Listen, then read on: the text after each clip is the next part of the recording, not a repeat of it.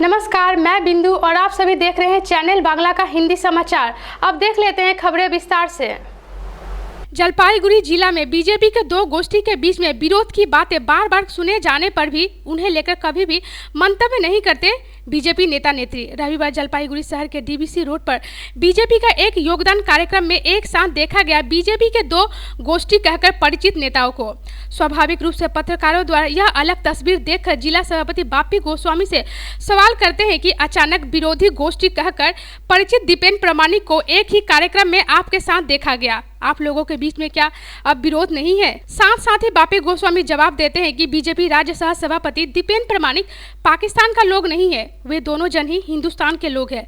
लंबे 30 वर्ष से वे लोग एक साथ राजनीति करते आ रहे हैं, विरोध का कोई स्थान नहीं है। एक ही साथ एक मंच पर दोनों व्यक्तियों को कम देखे जाने का कारण व्याख्या करते हुए उन्होंने कहा कि दीपेन प्रमाणिक कूच बिहार जिले का पर्यवेक्षक है और मैं जलपाईगुड़ी का जिला सभापति। स्वाभाविक रूप से हम दोनों ही अलग अलग कार्यक्रम में भाग लेते हैं। इस दिन तृणमूल कांग्रेस का एक झांक तरुण नेता कर्मी बीजेपी में योगदान किए, जिसमें उल्लेखनीय थे तृणमूल कांग्रेस का युवा नेता गौरव शाह। आज का यह योगदान कार्यक्रम में दीपेन बाबू को छोड़कर भी उपस्थित थे बीजेपी जिला सभापति बापी गोस्वामी, टाउन मंडल का सभापति जीवेश दास, टाउन मंडल का पर्यवेक्षक सौजीत सिंह राय एवं बीजेपी नेता बुबाई कर प्रमुख। दीपेन दा की पाकिस्तान लोग, हिंदुस्तान लोग अरे दीपेन दा হচ্ছে কুচবিহার জেলার অবজারভার, আমি জলপাইগুড়ি জেলার সভাপতি। বিশেষ বিশেষ প্রোগ্রামে দেখা হয় উনি পাকিস্তানের লোক না, আমি হিন্দুস্তানের লোক না, সবাই আমরা হিন্দুস্তানের লোক। তা আমরা পার্টির কার্যকর্তা একসাথে 25-30 বছর একসাথে পার্টি করছি, দেখবেন তো রথে দেখেন না আমাদের সবাই ঠিক। टोटो चोरी के आरोप में 3 व्यक्तियों को गिरफ्तार किया न्यू जलपाईगुड़ी थाना का पुलिस। सूत्रों से जानकारी मिलती है कि सिल्लीगुड़ी शहर संलग्न इलाका से कुछ दिन पहले टोटो चोरी का घटना घटा था। टोटो चालक को नशीली वस्तुएं खिलाकर बदमाशों द्वारा टोटो चोरी घटना को अंजाम दिया गया था। इसके अतिरिक्त रात के अंधकार में भी एक घर से टोटो चोरी का घटना घटा है, ऐसा आरोप भी पुलिस के पास आया है। पिछले 23 फरवरी रात में एनजीबी के बांसवाड़ी इलाका के निवासी मोहम्मद राजू के घर के सामने से एक टोटो चोरी का घटना सामने आया है। चोरी के बाद एनजीबी थाना में चोरी का शिकायत दर्ज किया गया एवं शिकायत दर्ज के आधार पर जांच पड़ताल पर उतरकर एनजीबी थाना का सादा वर्दी का पुलिस रविवार 3 व्यक्तियों को गिरफ्तार करती है। हिरासत में आए तीनों आरोपियों को सोमवार जलपाईगुड़ी अदालत में भेजा गया।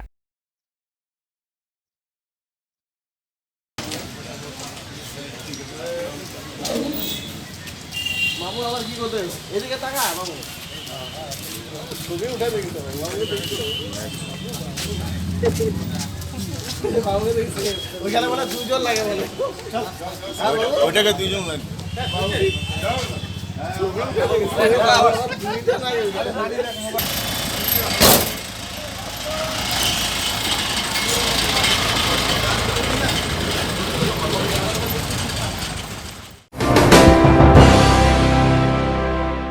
जलपाईगुड़ी शहर में भी चले आए केंद्रीय वाहिनी एवं केंद्रीय वाहिनी द्वारा शहर के विभिन्न इलाका में रूट मार्च आरंभ हो गया है। प्रथम दिन आकर बांग्लादेश सीमांतवर्ती गोरालबाड़ी सोभारहाट इलाका में घुमा-घूमी कर रहे थे केंद्रीय वाहिनी का जवान। इस बार जलपाईगुड़ी शहर में भी रूट मार्च आरंभ किए केंद्रीय वाहिनी। सोमवार सुबह सुबह शहर के पूर्व सभा के 9 नंबर वार्ड के पीलखाना कॉलोनी सह विभिन्न वार्ड में देखा गया केंद्रीय वाहिनी के जवानों को। निर्वाचन के पहले जलपाईगुड़ी जिला में नजरदारी रखने के लिए फिलहाल 3 कंपनी का वाहिनी चला आया है, कहकर जानकारी मिलती है जिला प्रशासन सूत्रों से।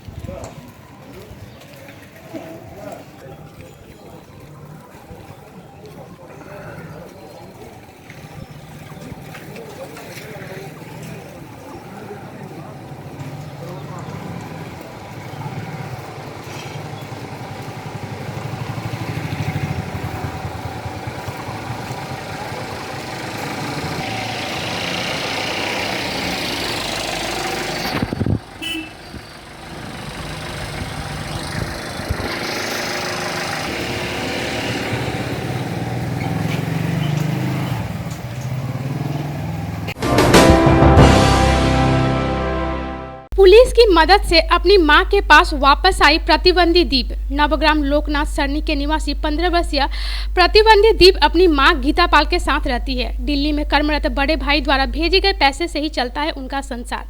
पिछले रविवार शाम से अचानक गुम हो जाती है दीप। बहुत खोज करने के बाद भी दीप का कोई पता नहीं चला। फिर अंत में जाकर दीप के परिवार वालों ने एनजीपी थाना में दस्तक दिए और वहीं पर उन्हें मिलती है उनकी खोई हुई मानसिक प्रतिबंधी दीप।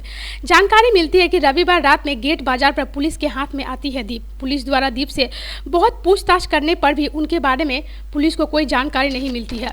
अंत में पुलिस को उस पर संदेह होने के कारण मानविकता के लिए उसे एनजीपी थाना में लेकर आती है पुलिस। इसके बाद पुलिस द्वारा आरंभ हो जाता है दीप को घर पहुंचाने का अभियान। विभिन्न थाना में दीप का तस्वीर भेजकर उसका परिचय जानने की कोशिश करती है पुलिस। दूसरी तरफ गुम हुई दीप का खोज में एनजीपी थाना में उपस्थित होती है दीप की मां गीता पाल। वहीं पर उनको अपनी गुमशुदा दीप वापस मिलती है। पुलिस की मदद से मां गीता पाल अपनी लड़की को वापस पाकर अत्यंत ही खुशी है। 4টার সময় বাড়ি থেকে 4টার সময় বেরোইছে কালকে। তারপরে হচ্ছে গা ও সন্ধ্যা লাগতে ঘরে ঢুকে যায়, কালকে আর ঢুকে নাই। তখন থেকেই খোঁজাখুঁজি। তারপরে মানে সবাইকে জিজ্ঞেস করতেছি, তারপরে সবাই বলে কি যে আসে নাই যখন রাত্রিবেলা, তাহলে কোথায় যেতে পারে, তুমি এখন থানাতে যাও, থানায় যা এসে করো, জানো যায়। আমার বাড়ির ওই যে বাড়ি তো নাই, ভাড়া থাকি লোকনাথ সরণিতে। কোথায় এটা? কাওয়াখালী? কাওয়াখালী। মানে একটু হ্যান্ডিক্যাপ না, মানে বলতে গেলে ও ঠিকই সবসময় কেন যে এরকম করে রাখে কিছুই বুঝি না। আবার কোনো কোনো সময় একদম নর্মালে রাখে হাত, আবার কোনো সময় হাতগুলো এরকম করে রেখে দেয়। उत्तर 24 परगना के बौसिरहाट महकुमा के बौसिरहाट को एक समय फुटबॉल, क्रिकेट, वॉलीबॉल का मक्का कहा जाता था। आज उन समस्त खिलाड़ियों का जो 60-80 वर्ष पार कर चुके हैं, उन लोगों के सम्मान में एक कार्यक्रम का आयोजन किया गया। नए नए खिलाड़ियों के प्रतिभा को उजागर करने का लक्ष्य लिए हैं कोच रविंद्र घोष, जोगेश चंद्र मंडल एवं गौतम सरकार साहब विशिष्ट फुटबॉलर। इस दिन भारतीय फुटबॉलर के 70-80 दशक के राज्य देश के अंतर्जातिक मैदान में बंगाली हिसाब से जिनका नाम फुटबॉल इतिहास में उज्जवल किया है, वे है midfielder Mihir Basu, goalkeeper Nasir Ahmed, footballer Utpal Mandal, Sudip Das, Mrityunjay Hazra, Nitin Banerjee, Dipendu Biswas, volleyball Dilip Majumdar, Gautam Chakraborty, coach Sushant Ghosh, Gopal Majumdar प्रमुख व्यक्तियों के हाथ में आज स्मारक जर्सी ब्लेजर देकर उनका सम्मान ज्ञापन किया गया। দেখুন, আমরা ভেটারানসদের দায়িত্ব তো সবসময়, তারা তো তাদের দায়িত্ব কাঁধে নিয়েছে, কিন্তু তাদের নিজেরা দায়িত্ব নিলে তো যারা দায়িত্ব দিতে পারে তাদেরকে দায়িত্ব দিতে হবে। যে আমরাও যখন খেলাধুলা করেছি তখনও কিন্তু আমাদের যারা সিনিয়র ছিলেন তারা আমাদেরকে ঠিক কোচিং বলবো না, খেলাধুলার লাইনে আমাদের তাদের নিয়ে এখন যেরকম একটা সিস্টেমেটিক ওয়েতে অনেক মানে কোয়ালিফাইড কোচ আছে, অনেক প্লেয়ার যারা এখানে ভেটারানস আছে তারা অনেকেই কোয়ালিফাইড কোচ আছে, তাদেরকে ব্যবহার করতে হবে। সেই ব্যবহার করার জন্য যে কর্তৃপক্ষ, সেই কর্তৃপক্ষকে তাদেরকে ইউজ করতে হবে, নাহলে হবে না। আর একটা কথা আমি বলবো যে বাংলার ছেলেরা আসছে না, তার পিছনে কিছু হয়তো সামাজিক কারণ আছে। কারণ আমাদের সময় কিন্তু এন্টারটেনমেন্টের, আমাদের হাতে ফুটবল ছাড়া বা ক্রিকেট, ফুটবল বা ভলিবল এসব ছাড়া আমাদের কাছে এন্টারটেনমেন্টের কোনো জায়গা ছিল না। এখন কিন্তু লাস্ট 20 বছর এই যে মোবাইলটা দেখছেন, এই মোবাইলটাই সারা পৃথিবী আপনাকে এনে দিচ্ছে। বাচ্চারা ফুটবল মাঠে মানে খেলাধুলার মাঠের থেকে এইটার প্রতি আগ্রহ বেশি। এটা বাবা মাকে বোঝাতে হবে যে এইটা না করে ফুটবল মাঠে পাঠাতে হবে। সেটা আগে বাচ্চাদের আগে বাবা মাকে জানাতে হবে যে এর ক্ষতিকারক দিকটা কি আর এইটাতে গেলে তার উপকারিতাটা কি। এটা না বোঝাতে পারলে বাচ্চাদের আপনি মাঠে নিয়ে আসতে পারবেন না। যতক্ষণ না ভালো ফ্যামিলির থেকে ভালো ছেলেরা আসছে ততক্ষণ ফুটবলের উন্নতি হওয়া খুব মুশকিল। এখন আমি কলকাতা মাঠে বাচ্চাদের নিয়ে কাজ করি, ওখানে যারা আসে 50-60 কিলোমিটার দূরের থেকে ছেলেরা আসে, কিন্তু সেটা এতই অর্থনৈতিকভাবে এতই দুর্বল না, ঠিকভাবে দুবেলা খাওয়া হয় না।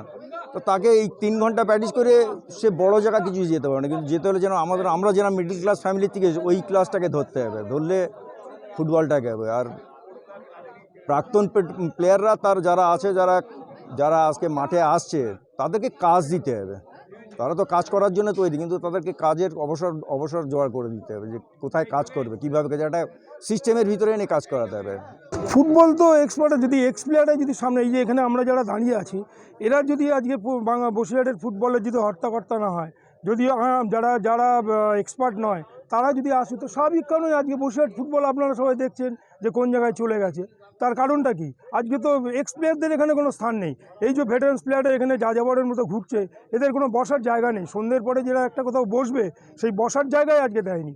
আমরা তো জানি, সব জায়গায় দেখেছি যে অ্যাসোসিয়েশন এবং ভেটারেন্স ক্লাব এটা পাশাপাশি চলে, কারণ ভেটারান ফুটবলার ছাড়া কোনো অ্যাসোসিয়েশন চলতে পারে না।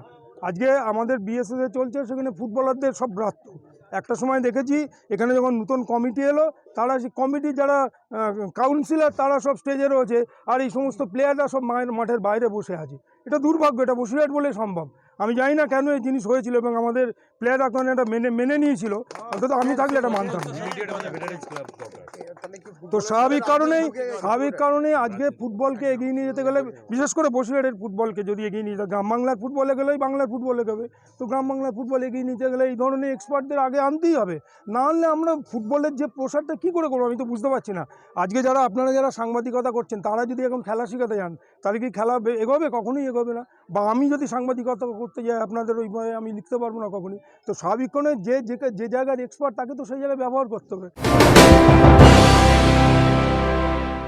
चैनल बांग्ला का हिंदी समाचार अभी तक इतना ही। नमस्कार।